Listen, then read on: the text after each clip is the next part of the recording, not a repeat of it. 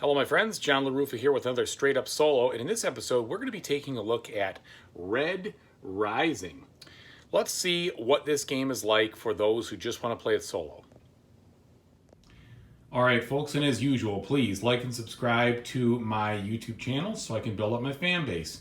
All right, so here's the way it looks in setup. You set it up in a very similar normal way for a two-player game where you put out two cards in each of these stacks, but you also put these A, B, C, and D priority letters out.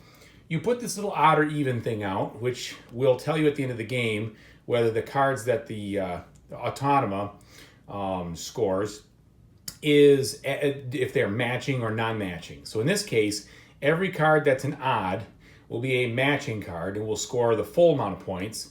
And then every card that's an even at the end will score half the amount of points. All right, and I'll show you what that means in a second.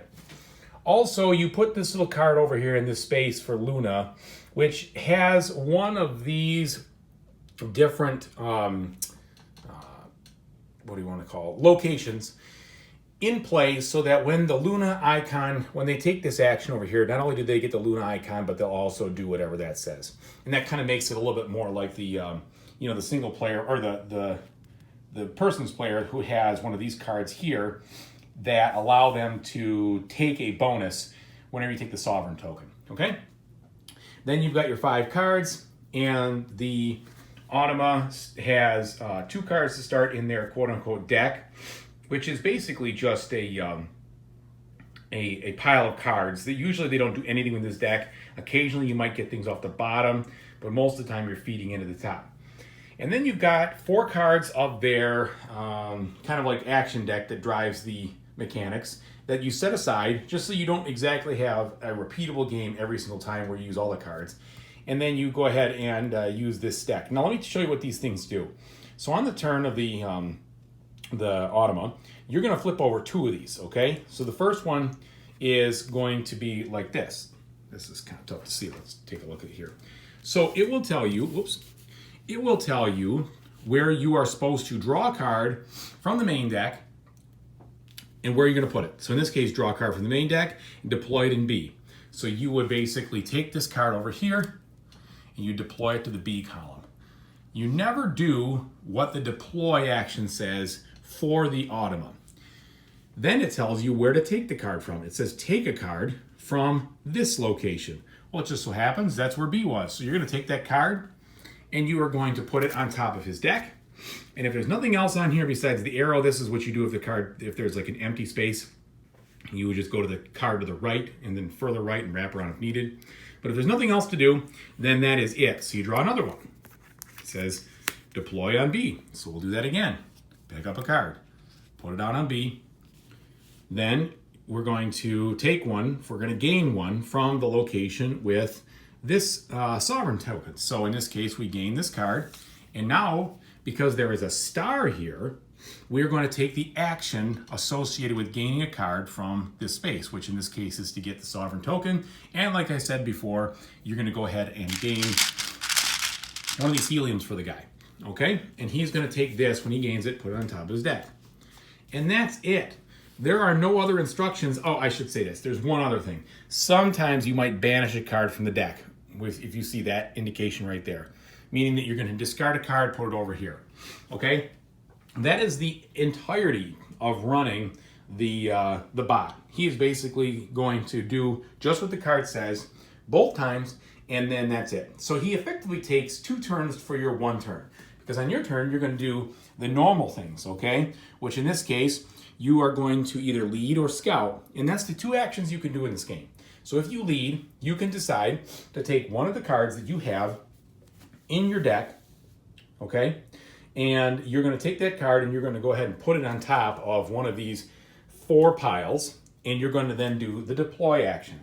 So for instance, this one says, you may pay 3 helium to gain any card from this location. If you do, banish this banker. Well, I don't have any helium because I'm just starting off the game. Well, how about this one? You can steal 1 helium from the opponent with the most helium. And then, so let's do that. Let's play Mr. Quicksilver here. Now, he's worth 40 points. So he is good to have in your hand at the end of the game. But minus 30 points if any other opponent has more helium than you. So he could be not so good. And that's the way this game works, and I'll kind of tell you about that in just a second. But let me just go through the mechanics. So let me to go ahead and deploy this over on this spot right here. Yeah, so I'll deploy that there, and it says steal helium. So I'll go ahead and steal this guy's helium.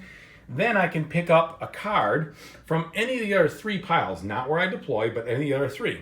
And when I pick up a card, I will activate the space here. If I didn't want to pick up a card from those 3 piles, I could take a draw off the top of the deck, getting whatever might come up, and then I would roll this die. And this die, by the way, pro tip, don't ever eat hot peppers before trying to film the video. That's why my nose is running here.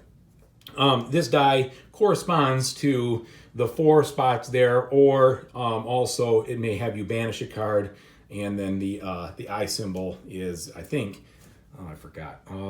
Reveal the top card of the deck and place it on any location, but you don't do the deploy action. So let's just say I'm going to go ahead and grab this one. All right, I'm going to grab this card right here, add it to my hand like this, and then in the Institute, I'm going to deploy one of my markers to the Institute. So the different actions that you can, the different space actions you can take, space is in non, like lunar space, but these spaces. You can move up on the Jupiter track, which basically moves you up, and the further you go, the more points. You can get helium, three points per, or you can put your tokens in the influence area. And the person who has the most tokens in the influence area at the end of the game will score 4 points per token. The second most will score 2, and the third gets nothing in the 3-player game. If I'm in this solo game, if I remember correctly.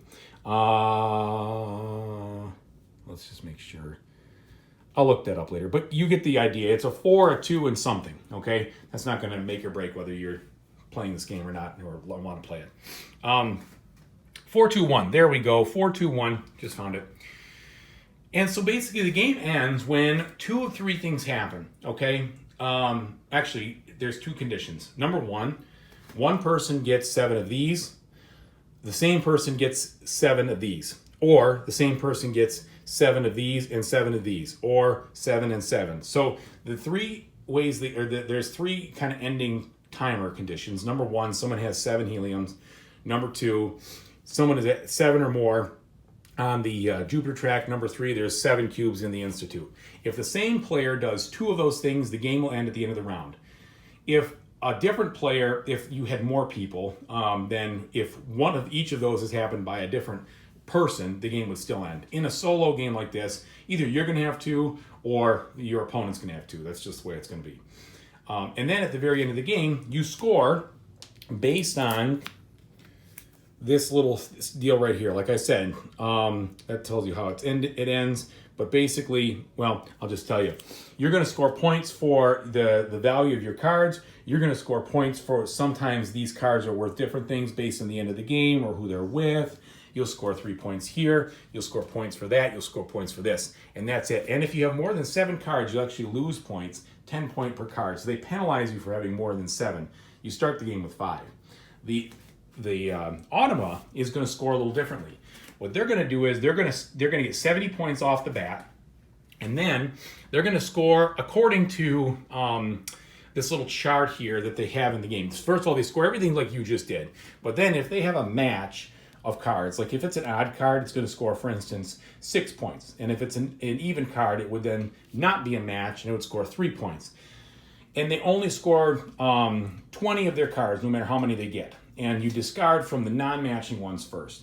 So that's the way it works. It's a little wonky, to be honest. It really doesn't simulate the scoring of the normal play at all. And that makes sense because these cards are so varied and so different. There's no way when he's just basically top decking cards that you would know what a good strategy would be. So you have to do it in some other way.